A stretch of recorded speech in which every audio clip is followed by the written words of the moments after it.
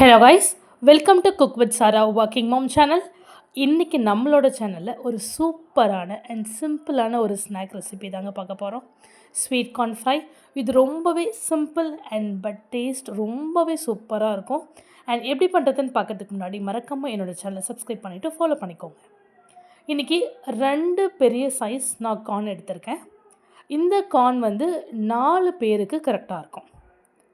So first என்ன பண்ணுங்கள், கார்னை இது மாதிரி நல்லா உரிச்சிட்டு க்ளீன் பண்ணி எடுத்து வச்சுக்கோங்க. பேரலாக நான் கடாயில் கொஞ்சம் நல்லா தண்ணியை கொதிக்க விட்டு வச்சுருக்கேன்.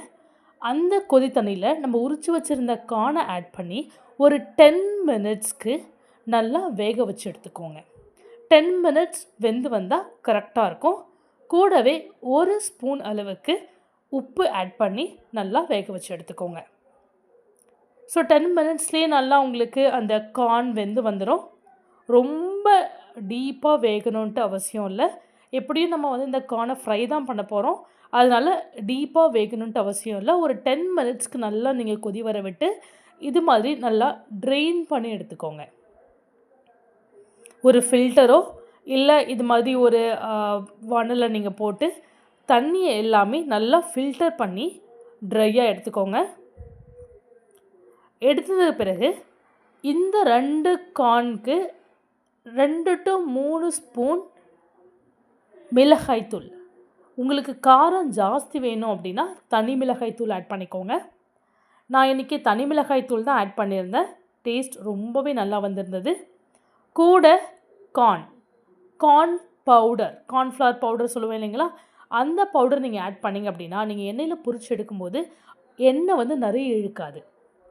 கூடவே ஒரு 3 to 4 ஸ்பூன் மைதா, 4 ஸ்பூன் அரிசி மாவு. இவ்வளோ தாங்க கன்சிஸ்டன்சி. நீங்கள் இதை ஆட் பண்ணிவிட்டு நல்லா இது மாதிரி மிக்ஸ் பண்ணி விட்டுக்கோங்க.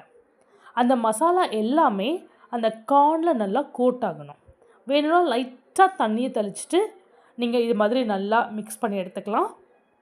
ஸோ உதிரியாக இருக்கணும் உங்கள் கார்ன். அப்போ தான் நீங்கள் பொரிச்சு எடுக்கும்போது அந்த கார்ன் ஃப்ரையும் நல்லா உதிரியாக வரும்.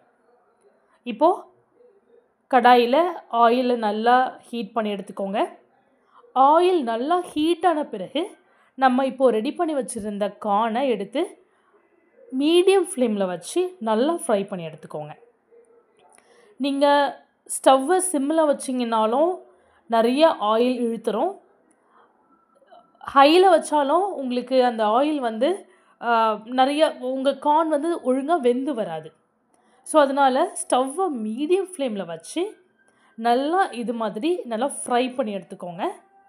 ஸோ ஃப்ரை பண்ணிங்க அப்படின்னா கார்ன் நல்லா ஃப்ரை ஆகிட்டு ஒரு சூப்பரான ஒரு கன்சிஸ்டன்சிக்கு நல்லா மொறுன்னு சூப்பராக வரும்.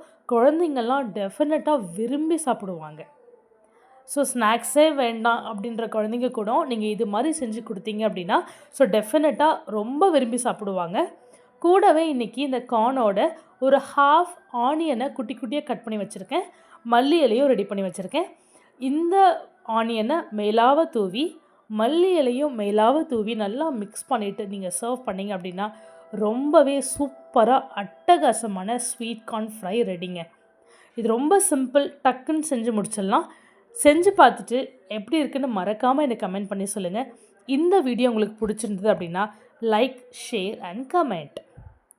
தேங்க்ஸ் ஃபார் வாட்சிங்.